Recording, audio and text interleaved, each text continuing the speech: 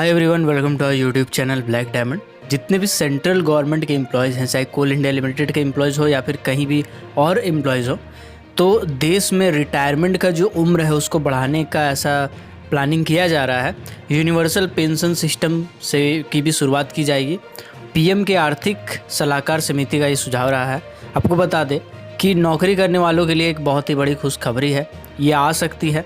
PM की जो आर्थिक सलाहकार समिति है, जिसे हम EAC कहते हैं, उन्होंने ये सुझाव दिया है कि देश में लोगों को काम करने की उम्र जो है उसमें बढ़ोतरी करनी चाहिए। और यूनियनों का ऐसा मानना है कि ये जो उम्र सीमा है वो 60 साल से बढ़ करके 62 साल कर दिया जाना चाहिए, यानी 2 साल तक और बढ़ा देना चाहिए, एक्सटेंड कर देना चाहिए। इसके साथ ही पीएम की आर्थिक सलाहकार समिति ने यह भी कहा है कि देश में रिटायरमेंट एज बढ़ाने के साथ ही यूनिवर्सल पेंशन सिस्टम शुरू किया जाना चाहिए। सलाहकार समिति यानी आर्थिक सलाहकार समिति के मुताबिक इसके तहत हर महीने कम से कम 2000 रुपये बतौर पेंशन दिया जाना चाहिए।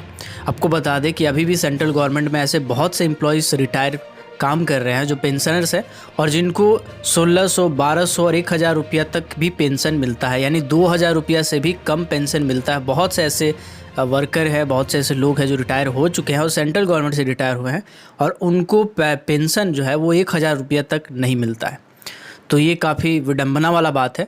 तो इसी को आर्थिक सलाहकार समिति ने कहा है कि कम से कम ये सुनिश्चित करना चाहिए कि कम से कम जो पेंशन मिले वो 2000 रुपया हो, चाहे कोई भी पोस्ट में आप रहे हों, कम से कम यही मिलना चाहिए। बाकी पोस्ट के हिसाब से होता है। बाकी आर्थिक सलाहकार समिति ने देश के सीनियर सिटीजन के लिए बेहतर व्यवस्था करने के लिए ये वकालत की है, ये सजेशन दिया है, सुझाव दिया है। रिपोर्ट में उन्होंने ये भी बताया है कि अगर कामकाजी आबादी को बढ़ाने से रिटायरमेंट की उम्र को बढ़ा दिया जाए तो हो सकता है कि 2050 तक जो डाटा है उनका ये कहना है कि अभी 2019 है, अभी के आसपास अगर देखेंगे तो सीनियर सिटीजन की जो संख्या है वो 10 करोड़ के आसपास है। अभी का अगर हम आंकड़ा देखेंगे तो आपको बता दें, वर्ल्ड पॉपुलेशन प्रोस्पेक्टस 2019 के मुताबिक साल 2050 तक भारत में करीबन 32 करोड़ सीनियर सिटीजन हो जाएंगे। 32 करोड़ सीनियर सिटीजन, और अभी का जो आंकड़ा है वो 19.5% है, यानी 19.5% अभी सीनियर सिटीजन है।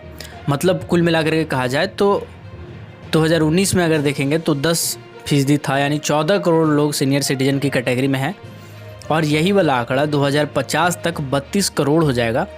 तो 32 करोड़ लोग अगर सीनियर सिटीजन हो जाएंगे तो उनमें अगर एज इसको कम करना है, क्योंकि अगर ये जो कामकाजी है इसमें अगर डिफरेंस नहीं लाना है तो ऐसा EAC का सजेशन है कि उम्र जो है रिटायरमेंट की उम्र उसको बढ़ा देना चाहिए। आपको बता दें कि पहले जो रिटायरमेंट का एज था वो ज़्यादा था, यानी 65 साल था, फिर बाद में इसको 60 साल कर दिया गया था और अब वापस से ऐसा प्लानिंग किया जा रहा है कि इसी 60 साल को 62 साल तक एक्सटेंड कर दिया जाए, यानी लोग जो है वो 62 साल तक ड्यूटी कर सके ऐसा। लेकिन इसमें भी कुछ कंडीशंस में भी लगाया जाएगा, टर्म्स एंड कंडीशन होगा इसमें भी बहुत सारा, कि जो बीमार होंगे या जिनको कोई गंभीर बीमारी होगी तो इसमें एक और बात कही गई है कि जो 50 साल से ऊपर के व्यक्ति हैं उनको लगातार स्किल डेवलपमेंट की जो ट्रेनिंग होती है वो अटेंड करना पड़ेगा और साथ ही साथ रिफ्रेशर्स ट्रेनिंग भी दिया जाना चाहिए। यानी जो भी 50 साल से ऊपर में काम कर रहे हैं, अगर कोई भी पोस्ट में वो काम कर रहे हैं तो उस पोस्ट का उनको लगातार बीच बीच में एक रिफ्रेशर ट्रेनिंग भी दिया जाना चाहिए। स्किल डेवलपमेंट पर जोर दिया गया है। रिपोर्ट में ये कहा गया है कि सेंट्रल और राज्य सरकारों को ऐसी नीतियाँ बनानी चाहिए जो स्किल डेवलपमेंट पर ज़्यादा फोकस कर सके।